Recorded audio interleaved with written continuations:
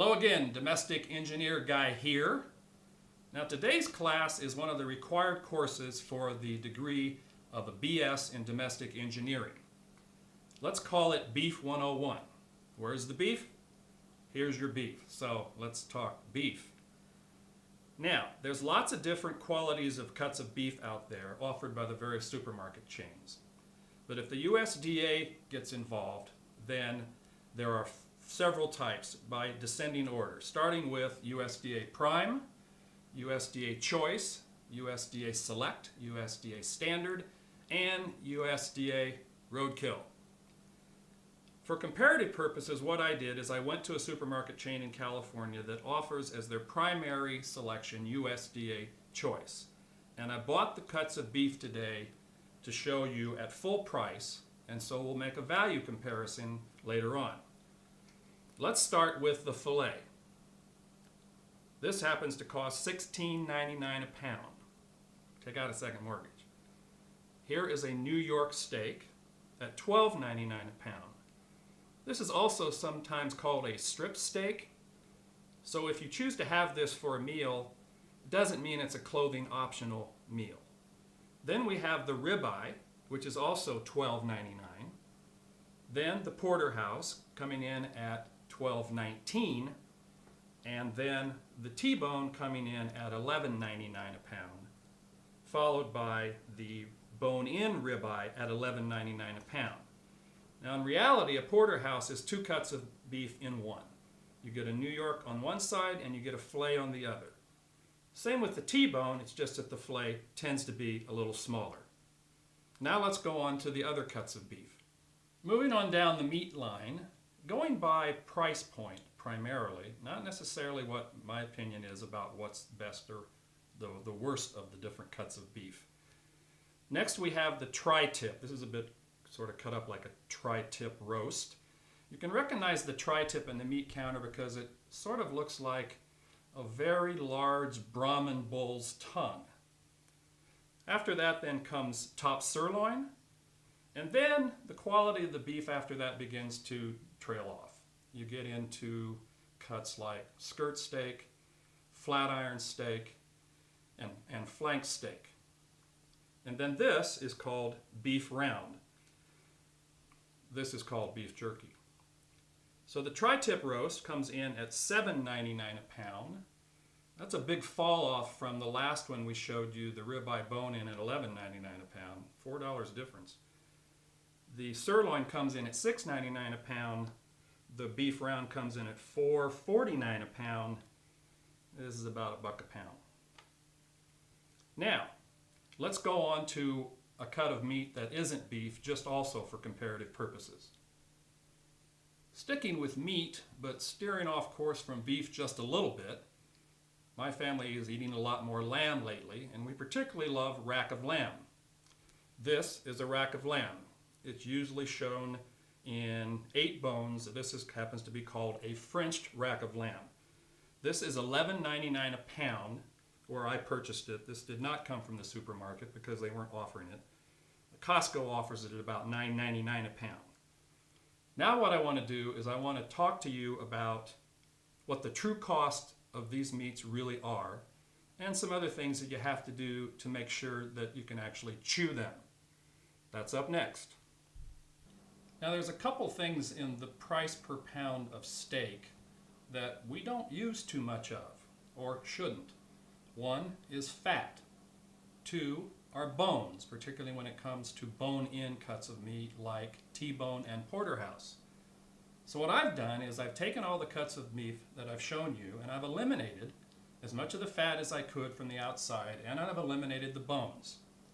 You know, my theory about fat is simple. You know, we get enough of it as it is in what we eat, and it's already in the meat itself, other than just around the outside. So unless your wife says to you some morning, honey, you're going to the grocery store today, would you pick up some more fat? Well, that's what you go and you do, because that's what they give you in the cuts of beef. So I took it all out. So here's what I ended up with in terms of what I removed. This is how much I removed from those cuts of beef that I showed you earlier. Lots of bones, lots of fat, Basically, I just call this spackle, and it shouldn't be on your arteries. So even our veterinarian says that our dog shouldn't be given these bones, and so we don't anymore. So unless you're using this to make your own beef stock, you have little use for this anymore. Remember, spackle. So what are we left with after we've carved out that stuff that you can't eat or shouldn't eat too much of, being fat? Here we have it, a little bit smaller than before. That plate that I showed you previously was actually 3 pounds worth of scraps. That's what I call them, scraps. The fillet is still the priciest, but the new price is now $19 a pound, and I only carved off an ounce of the fillet. The co-leader with the fillet is the T-bone, coming in at $19 a pound. The porterhouse, now at $18.25 a pound, meaning that you probably have to be able to afford a porter in order to afford porterhouse.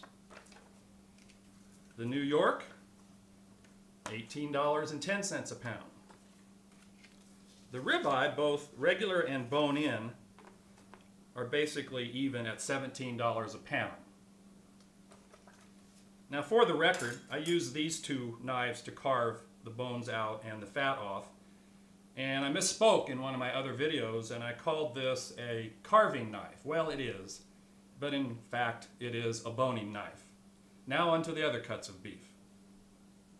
So now let's talk real value. I didn't cut anything off of this tri-tip. I could have, but it basically didn't have any fat around the outside. There's certainly fat within it. So from my perspective, tri-tip didn't change. Still $7.99 a pound. I cut a little bit off the top sirloin, and it depends upon sirloin. Sometimes there's more to trim than I had. But its value jumped up to just a little bit less than that value of the tri-tip.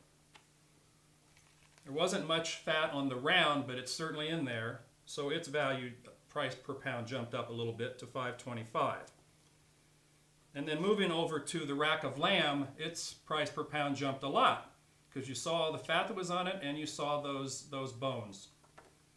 It jumped up to almost $18 a pound. Now if you were paying attention, you will have noted that the lowest price pound cut of beef that I have is what they consider the round. But here's the problem. It's pretty tough to chew. So you've got two choices. One, you can go down to Sears and buy a rasp, Craftsman's rasp, file your teeth so that as you chew, you're tenderizing the meat at the same time. That probably doesn't work real well with your dental plan, so your other option is to tenderize it. This is a meat tenderizer. So you can take out a lot of frustration at the same time, so you can accomplish two things at once and just beat the crap out of it.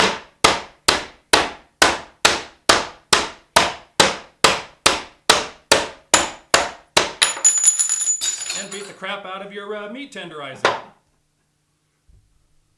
In summation today, here are some tips. I have a cheat sheet for that because that's why I need my glasses. First, wait for the sales and stock up no matter what the grade. There are always sales, just pay attention. However, day in and day out, the best value for USDA choice can be found at Costco. Hopefully there's one near you. Top sirloin and tri-tip, as you noticed, are a great value. They both have fine flavoring and are probably the best value pound for pound. However, even if it's USDA choice, tri-tip or top sirloin, wait for the sales. You should never spend more than $3 or $4 a pound for either of them. Now, one step down below USDA choice, if you remember, is USDA select. It's more than acceptable. In fact, a bad cook can ruin a great cut of USDA prime, and a good cook can make USDA select sing on the taste buds. You've now completed the class in Beef 101. You will find these and other occasionally useful tips in my new book, Guy's Guide to Domestic Engineering, now available on Amazon.com and BarnesandNoble.com. It makes a great gift. Also, follow my blog on my new website, DomesticEngineerGuy.com.